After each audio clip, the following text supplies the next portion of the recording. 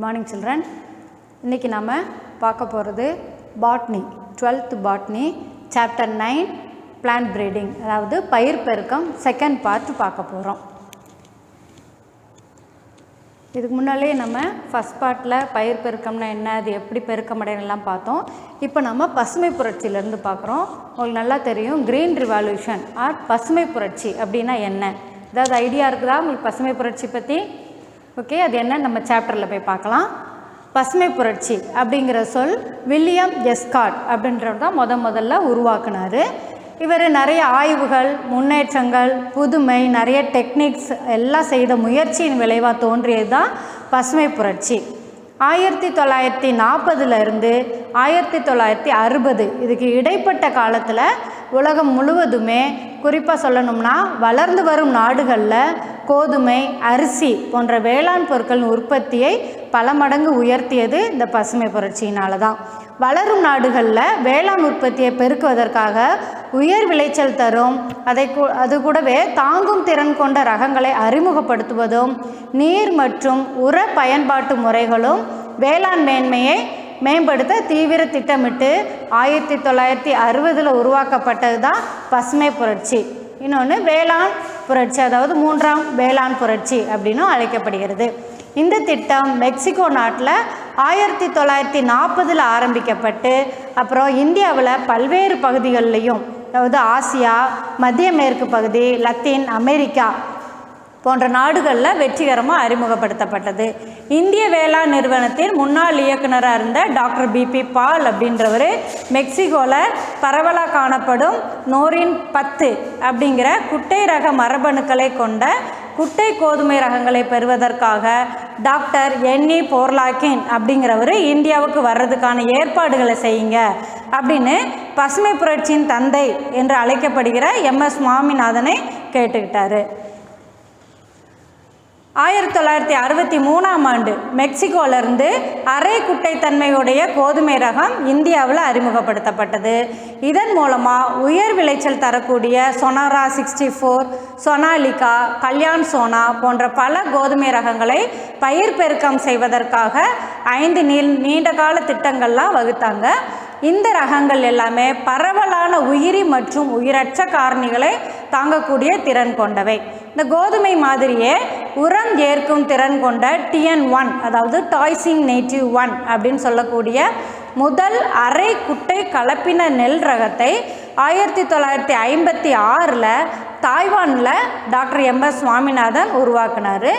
இதுக்கப்புறமா அதோட வழித்தோன்றல்கள் எல்லாமே 1966 அறிமுகப்படுத்தப்பட்டன. அதுக்கப்புறமா சிறந்த விளைச்சல் தரம் அரை குட்டை நெல் ரகமான ஜெயா மற்றும் ரத்னா அப்படிங்கிற நெல் ரகங்களையும் இந்தியாவில் உருவாக்குனாங்க. இது பற்றி நீங்கள் கேள்விப்பட்டிருப்பீங்கன்னு நினைக்கிறேன். நோரின் 10, அதாவது நோரின் 10 அப்படிங்கிற குட்டை மரபணு இப்போ தான் இதிலே பார்த்தோம். நம்ம இந்த ரகங்கள் எல்லாமே அதோட இலையில் ஒவ்வொரு அலகு பகுதியிலையும் அதிக அளவு ஒளிச்சேர்க்கை திறனையும் அதிக சுவாச செயலையும் கொண்டிருந்தன. 1935 காஞ்சிரா இனாசுகா அப்படின்றவர் தேர்ந்தெடுத்த அரை குட்டை கோதுமை ரகம் அப்புறமா நோரின் 10 ரகம் அப்படின்னு அழைக்கப்பட்டது.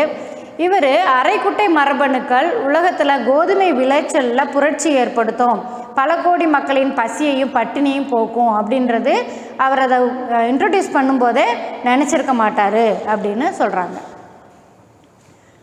இப்போ நம்ம பார்க்குறது கரும்பு பற்றி உங்களுக்கு நல்லா தெரியும்னு நினைக்கிறேன் இல்லையா? ஸோ கரும்பு அப்படின்ற சக்காரம் பார்பெரி அப்படின்னு சொல்கிறோம். பொதுவாக வட இந்தியாவில் இருக்கிற கரும்புக்கும் நம்ம தென்னிந்தியாவில் வளரக்கூடிய கரும்புக்கும் நிறைய வித்தியாசம் இருக்குது. வட இந்தியாவில் வளரக்கூடிய கரும்பு இனிப்புத்தன்மை குறைவாக இருக்கும், அதே மாதிரி மெலிசாக இருக்கும். ஆனால் தென்னிந்தியாவில் வளரக்கூடிய அந்த கரும்பு எல்லாமே சக்காரம் அஃபிசினாரம், அதோட தாவரவியல் பேர். இது தண்டு பார்த்திங்கன்னா தடிமனாக இருக்கும், அதே சமயம் அதிக அளவு இனிப்பு சுவை கொண்டதாக இருக்கும். ஆனால் இந்த நம்ம தென்னிந்தியாவில் வளரக்கூடிய கரும்பு வட இந்தியாவில் வளராது. அதனால என்ன பண்ணாங்கன்னா 2 சிற்றினங்களையும் கலப்பினம் செய்தாங்க. அப்படி செய்யும்போது அதிக வளர்ச்சியையும் தண்டு தடித்த தண்டாகவும் அதிக இனிப்பு திறன் கொண்டதாகவும் வட இந்தியாவிலேயும் இந்த கரும்பு ரகத்தை வளர்க்கலாம் அப்படின்ற ரகங்களையும் உற்பத்தி செய்தாங்க. இப்போ பயிர் பெருக்கம் மூலம் நோய் எதிர்க்கும் திறனை எப்படி தாவரங்களில் உருவாக்கலாம்? இப்போ தாவரங்கள் வளரும் போதே அந்த தாவரத்துக்கு உள்ளேயே அந்த நோயை எதிர்க்கக்கூடிய திறனை உருவாக்குறது தான் பயிர் பெருக்கம் மூலம் நோய் எதிர்க்கும் திறன் கொண்ட தாவரங்களை உருவாக்குதல். பூஞ்சை, பாக்டீரியா, வைரஸ் இந்த நோய்களை எதிர்க்கும் திறன் கொண்ட சில பயிர் ரகங்களை கலப்பு செய்தல், தேர்ந்தெடுத்தல் இந்த மாதிரி முறையின் மூலம் உருவாக்கி வெளியிட்டிருக்காங்க. அட்டவணையில் கொடுக்கப்பட்டிருக்குது ஒரு சில எடுத்துக்காட்டுகள் தான். இதில் வெண்டை தாவரத்தில் மஞ்சள் தேமல் அப்படிங்கிற ஒரு வைரஸ் நோய் வரும். இந்த வைரஸை எதிர்க்கும் திறன் அதே வெண்டை தாவரமான காட்டு சிற்றினத்திலிருந்து பெறப்பட்டு எபல்மாஸ்கஸ் எஸ்குலண்டஸ் அப்படிங்கிற ஒரு புதிய ரகமாக இன்ட்ரடியூஸ் பண்ணாங்க. இது பர்பரானி கிராந்தி அப்படின்னும் அழைக்கப்படுகிறது. அடுத்தது பயிர் பெருக்கத்தின் மூலம் பூச்சி எதிர்க்கும் திறன் கொண்ட தாவரங்களையும் நம்ம உருவாக்கணும் இல்லையா? பயிர் பெருக்கத்தின் மூலமாக அந்த பூச்சிகள் பயிர் நம்ம உற்பத்தி செய்கிறவங்கள கஷ்டப்பட்டு நிறைய ப்ரீடிங் அதாவது கிராஸ் பண்ணி கலப்பினம் செய்து நிறைய பயிர்கள் நம்ம உருவாக்கிட்டோம். அதில் பூச்சிகள் உருவாச்சுன்னா அதனால் நமக்கு நிறைய வேஸ்ட் தான் ஆகும் இல்லையா? அதனால பூச்சிகளை எதிர்க்கும் திறன் கொண்ட தாவரங்களை எப்படி உருவாக்குறாங்க, என்னென்ன பூச்சிகளுக்கு தாவரங்கள் எப்படி இருந்தால் பிடிக்காதுனாலே அது அந்த தாவரங்களை அஃபெக்ட் பண்ணாது அப்படின்னு நமக்கு நல்லா தெரியும் இல்லையா? அதாவது ஓம்புயிரி தாவரங்களின் பூச்சி எதிர்க்கும் திறன் புறத்தோற்றம், உயிரி வேதியியல், உடற்செயலியல் போன்ற பண்புகளை கொண்டு அமையலாம்.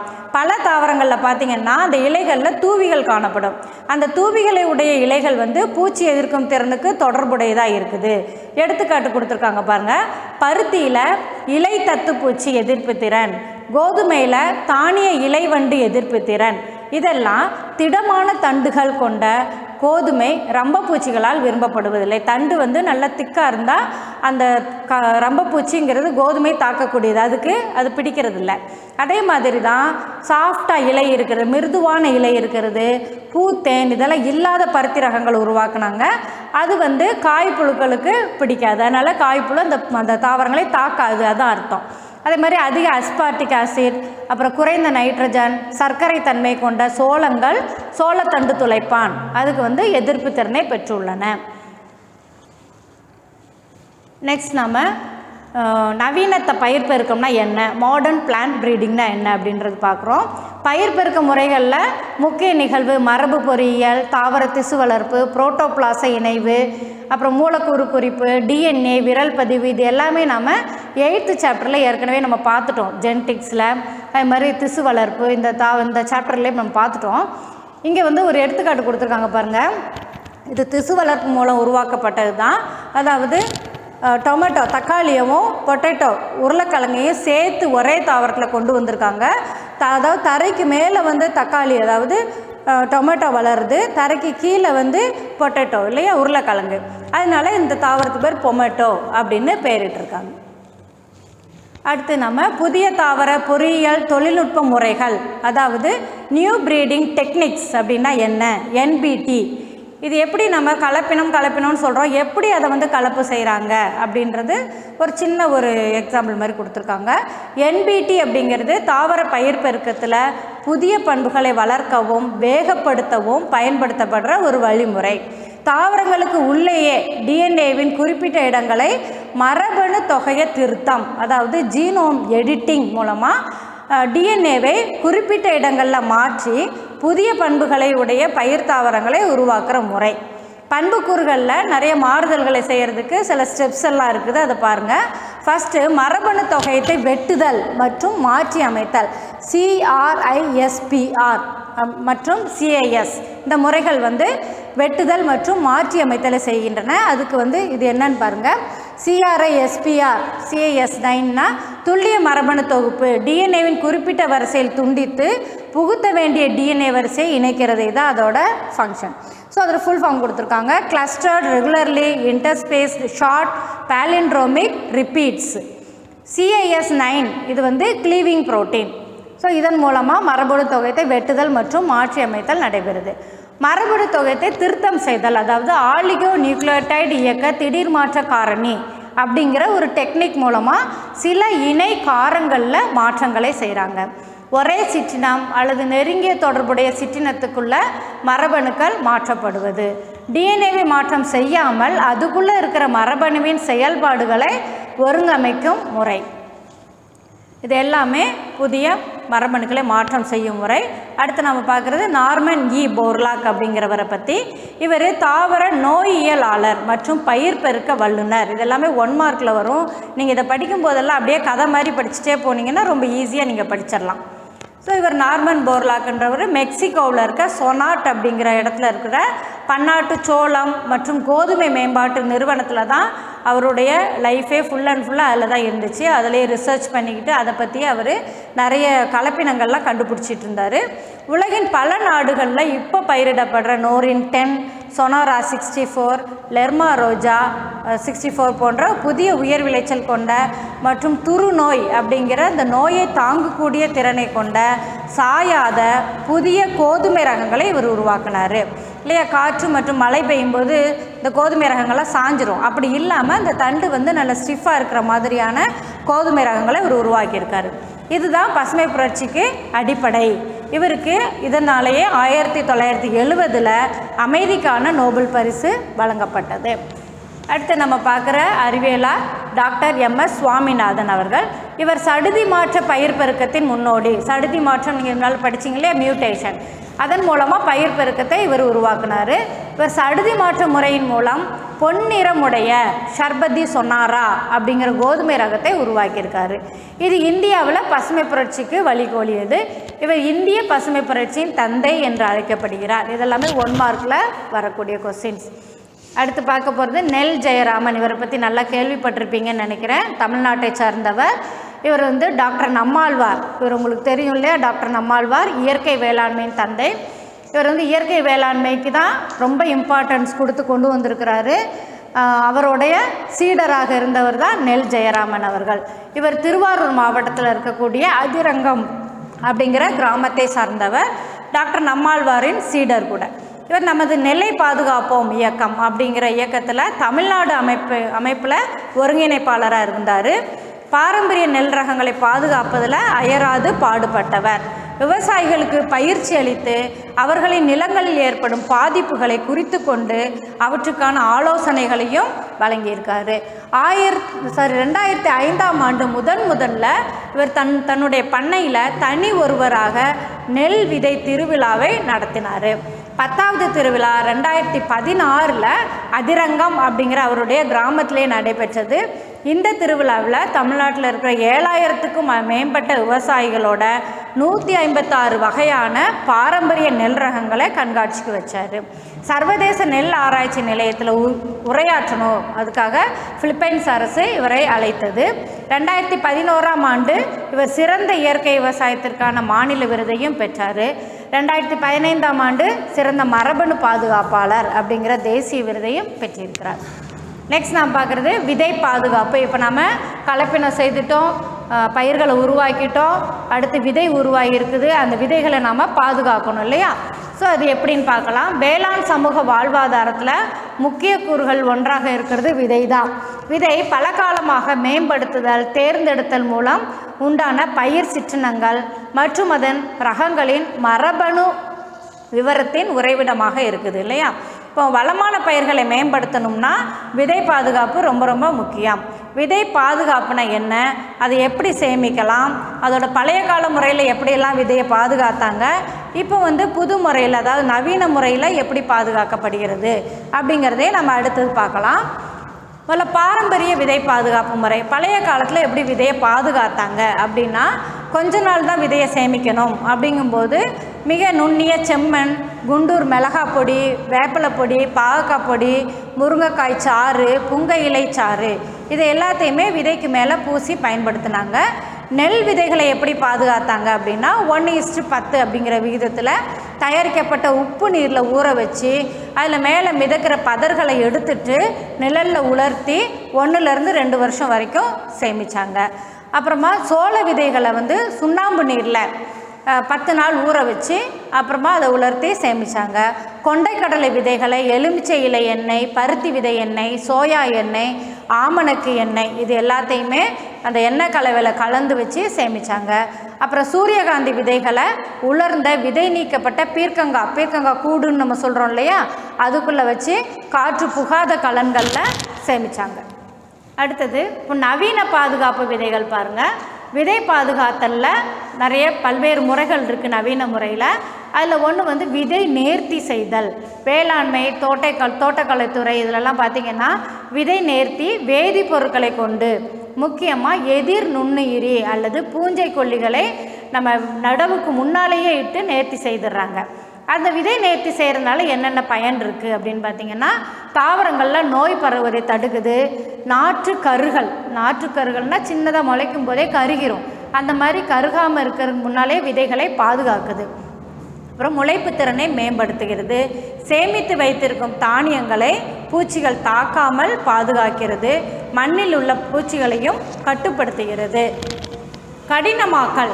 கடினமாக்கல்னால் என்ன அப்படின்னா, விதையோட உடற்செயலியலை உயர்த்துவது. விதைக்கு உள்ளேயே இருக்கக்கூடிய உடற்செயலியலை உயர்த்துவது. அதாவது விதையை தண்ணியில் அல்லது சரியான விதத்தில் உள்ள வேதியியல் கரைசலில் குறிப்பிட்ட காலத்துக்கு ஊற வச்சிடணும். அப்புறம் இந்த விதைகள் திரும்பியும் தனது சரியான ஈரப்பதத்துக்கு திரும்புகிற வரைக்கும் நிழலில் உலர்த்தணும். கடினமாக்கல்னால என்ன பயன் அப்படின்னா, விளைச்சல், வேர் வளர்ச்சி, முளைப்பு திறன், வீரியம் இது எல்லாமே உயர்த்தப்படுகிறது. நாற்றுகள் சீரான முறையில் முளைக்கிறது. பூக்கும் பருவத்தை 2 அல்லது 3 நாட்களுக்கு முன்னரே எய்த செய்கிறது. சீரான விதை உற்பத்தி மற்றும் முதிர்ச்சியை உண்டாக்குகிறது. வறட்சியை தாங்கும் திறனையும் விதைகளுக்கு கொடுக்கிறது. நெக்ஸ்ட் நான் பார்க்குறது விதை உருண்டைகள். இது வந்து எப்படி பண்ணுறதுன்னு நமக்கு முன்னாலே தெரியும். அதாவது வடித்தன்மை அற்ற மந்த பொருட்களை பசை உதவியுடன் உயிர் செயல் வேதிப்பொருட்களை இதில் கூட சேர்க்கும்போது அந்த விதை வந்து நல்ல உருண்டை பிடிச்சி உருவாக்குறாங்க. இந்த முறையில் பார்த்திங்கன்னா விதைகளோட எடை, அதோட அளவு, வடிவம் எல்லாமே அதிகரிக்கின்றன. அடுத்தது விதைப்பூச்சுனா விதையை எரு இருக்குதுல்ல, அந்த எருவிலையோ அல்லது வளர்ச்சி ஊக்கிகளை கொண்டோ ரைசோபியம் காரணி பொருள், ஊட்டச்சத்து பொருள், எதிர்க்கும் பொருள், வேதிப்பொருள், பூச்சிக்கொல்லிகள் இந்த பொருட்களை கொண்டு அடர்த்தியாக விதைக்கு மேலே பூசிடுறாங்க. விதைகளின் மேலே பசையின் மூலம் இந்த வேதிப்பொருட்கள் சேர்க்கப்படும் போது பூச்சிக்கொல்லிகள் விதையின் முளைப்பு மற்றும் செயல்திறனை அதிகரிக்கின்றன. அடுத்தது விதைகளுக்கான உயிரி திணிப்பு. இது வந்து விதைகளை உயிரியல் முறை மூலம் நேர்த்தி செய்கிறது. விதைகளை நீரூட்டம் செய்தல், அதாவது physiological aspects of disease control and inoculation, உயிரியல் சார்ந்த நோய் தடுப்பு மற்றும் உட்புகுட்டல்னு சொல்லப்படுகிறது. இதை வந்து நீரூட்டம் செய்தல் மற்றும் நன்மை தரும் உயிரிகளை விதைகளுக்கு உள்ளே உட்புகுத்துதல், இதன் மூலமாக விதைகளை பாதுகாக்கிறது. மண் மற்றும் விதை சார்ந்த நோய் உயிரிகளுக்கு எதிராக தேர்ந்தெடுக்கப்பட்ட பூஞ்சை எதிரிகளை பயன்படுத்தும் சூழல் சார்ந்த ஒரு அணுகுமுறை தான். இந்த வகையான நேர்த்தி முறை வேதியியல் தடுப்பு முறைகளுக்கு ஒரு மாற்றாக இருக்குது.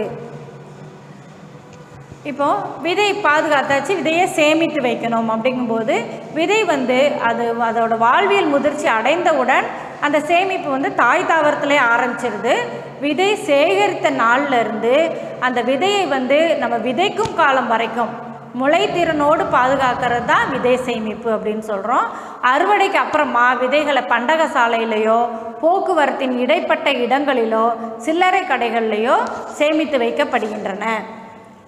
சேமிப்புகளின் அடிப்படையில் விதைகளை வகைப்படுத்தலாம். ராபர்ட்ஸுங்கிறவர் 1973 சேமிப்பின் போது விதைகளின் வாழ்வியல் தன்மை எப்படி இருக்குது அப்படிங்கிறத பொறுத்து 2 வகையாக வகைப்படுத்தியிருக்காரு. பாரம்பரிய விதை சேமிப்பு, சேமிக்க இசையாத விதைகள். அதாவது பாரம்பரியமாக நம்ம வந்து விதைகளை சேமித்தரலாம், குறைந்த ஈரப்பதத்திலையோ அல்லது அதுக்கு தேவையான வெப்பநிலையிலையோ நீண்ட காலத்துக்கு சேமித்து வைக்கலாம். ஆனால் சேமிக்க இசையாதுங்கும்போது ஒரு சில விதைகள் வந்து எவ்வளவு ஈரப்பதத்தை உலர்த்தினாலும் நீண்ட காலம் சேமிக்க முடியாது. அதுக்கு எடுத்துக்காட்டு மா, பலா மற்றும் தேங்காய். அடுத்தது விதை பாதுகாப்பு. இது வந்து ஈவாட் அப்படின்றவர் 1908 வாழ்நாளின் அடிப்படையில் விதைகளை 3 வகையாக வகைப்பாடு செய்திருக்கிறாரு. நுண்ணுயிர் தன்மை, இடை உயிர் தன்மை, பெரு உயிர் தன்மை அப்படின்னு 3 வகையாக வகைப்படுத்தியிருக்காங்க. நம்ம இப்போ பார்க்குறது விதை சேமிப்பு முறைகள் எப்படியெல்லாம் சேமிச்சிருக்காங்க, பழைய காலத்தில் எதில் சேமித்தாங்க, இப்போது எதில் சேமிக்கப்படுகிறது. பாதுகாத்தல் வேறு, சேமித்தல் வேறு இல்லையா? பாதுகாத்தல்னால் அதுக்கு மேலே என்னென்ன ரசாயனமோ அல்லது உயிர் வேதிப்பொருட்கள் 2 வகையாக பார்த்தோம், எப்படி அதை பூசி அதை வந்து பாதுகாக்கிறாங்கன்னு. இது வந்து சேமித்து வைக்கிறது. மொத்தமாக எப்படி சேமித்து வைக்கிறாங்கன்னு பார்க்கலாம். பாரம்பரிய விதை சேமிப்பு முறை மூங்கில் அமைப்புகளில், மட்பாண்டங்களில், மர அமைப்புகளில், பூமிக்குள்ளே சேமித்து வைக்கும் முறைகளை உள்ளடக்கியது. கிராமங்களில் பார்த்திங்கன்னா இந்த மாதிரியான பெரிய பெரிய கொள்கலனில் சேமித்து வைப்பாங்க இல்லையா. சிமெண்ட் உரை, உலோக உருளை, இப்போ பார்த்தா பிளாஸ்டிக் உருளை, இதிலெல்லாம் சேமித்து வைக்கிறாங்க. நகர்ப்புறங்களில் விதை சேமித்தலுக்கு தார் உருளை, உதைப்பூர் உருளை, மூங்கில் உருளை, பூசா உருளை மற்றும் உலோக உருளைகளையும் பயன்படுத்துகிறாங்க. இப்போ நம்ம நவீன விதை சேமிப்பு முறைகள் பார்க்கலாம். நவீன விதை சேமிப்பும் போது குளிர் பாதுகாப்பு முறை எப்படி நம்ம க்ரையோ ப்ரிசர்வேஷன் அப்படின்னு சொல்லப்படுற குளிர் பாதுகாப்பு முறையில் சேமிக்கிறாங்கன்னா, இது மரபணு வளக்கூறுகளை, அதாவது செல்லு, திசு, கரு, விதைகள் இது எல்லாத்தையுமே உறைநிலைக்கு மிகவும் கீழான திரவ நைட்ரஜனில் -196 டிகிரி செல்சியஸுக்கும் கீழே குளிர் நிலையில் வச்சு பாதுகாக்கக்கூடிய தொழில்நுட்ப முறை. வணிக விதை சேமிப்புக்கு இந்த முறை பயன்படுத்த முடியாது. ஆனாலும் இது வந்து பாரம்பரிய முறைகளால் பாதுகாக்க முடியாத மதிப்புமிக்க மரபணு வளக்கூறுகளை எதிர்கால தேவைக்காக நம்ம சேமித்து வைக்கலாம். மரபணு வங்கி சேமிப்பு. மரபணு வங்கியில் விதை சேமிக்கிறதுங்கிறது ஒரு முறையான கட்டுப்படுத்தப்பட்ட சூழலில் பாதுகாக்கப்படுறது. இந்த முறையில் வெப்பம், காற்று மற்றும் விதையின் ஈரப்பதம் இதனால் விதையின் முளைப்பு திறன் எதுவும் பாதிக்காதவாறு மிக நீண்ட காலத்துக்கு பாதுகாக்கப்படுகிறது. இந்த முறையில் ஒவ்வொரு வகை விதைக்கும் கொள்கலன் மற்றும் சேமிக்கும் முறைகள் வந்து மாறுபடுகின்றன. அடுத்து நம்ம பார்க்குறது சுவல்பாற்று விதை வங்கி. இது வந்து விதைகள் பார்த்திங்கன்னா நல்லா 4 அடுக்கு மூடிய உரைகளில் வச்சிடுறாங்க. அப்புறமா அதை வந்து அடர்ந்த நல்ல திக்கான பிளாஸ்டிக் கொள்கலன், அதாவது நெகிழி கொள்கலன்களில் வச்சு உலோக அலமாரியில் அடுக்கி வச்சிடுறாங்க. இந்த விதை சேமிப்பு அறை -18 டிகிரி செல்சியஸ் வெப்பநிலையில் வைக்கப்படுகின்றன. குறைந்த வெப்பநிலையும் வரையறுக்கப்பட்ட ஆக்சிஜனும் விதையின் வளர்சிதை மாற்றத்தையும் அது வயதாவதை தள்ளி போடுவதையும் உறுதி செய்கிறது. இப்போ கரண்ட்டு போயிடுச்சுன்னு வச்சுக்கோங்க, அதாவது மின்சாரம் தடைப்படும் போது அந்த விதைகளுக்கு தேவையான குறைந்த வெப்பநிலையை அந்த கொள்கலனை சுற்றி இருக்கிற நிலத்தடி உறைபனி வந்து கொடுத்துரும். அடுத்தது விதை சான்று, அதாவது சர்டிஃபிகேட், சீட் சர்டிஃபிகேட்னு சொல்கிறது. இது என்னென்னா தர கட்டுப்பாடுடன் கூடிய விதை பெருக்கம் மற்றும் உற்பத்திக்கான சட்டப்பூர்வமான அல்லது சட்டமயமான முறை தான் விதை சான்று. விதைகளை பராமரித்து அவற்றை பொதுமக்களுக்கு அளிப்பதே இத்தரச்சான்றின் நோக்கம். மரபு அடையாளத்துடன் கூடிய கலப்படமற்ற பட்டியலிடப்பட்ட ரகங்களை தரம் வாய்ந்த விதைகள் மற்றும் பெருக்கத்திற்கான பொருட்கள் மூலம் வளர்த்து விநியோகிக்க இந்த தரச்சான்று முறையானது பயன்படுகிறது. இதில் ஒரு சில திசு வளர்ப்பு, அதாவது கலப்பினம் மூலம் உருவாக்கப்பட்ட ஒரு சில காய்கறிகள் நீங்கள் பார்க்குறீங்க. ஸோ இந்த 9th சாப்டர் இதோட முடியுதுமா.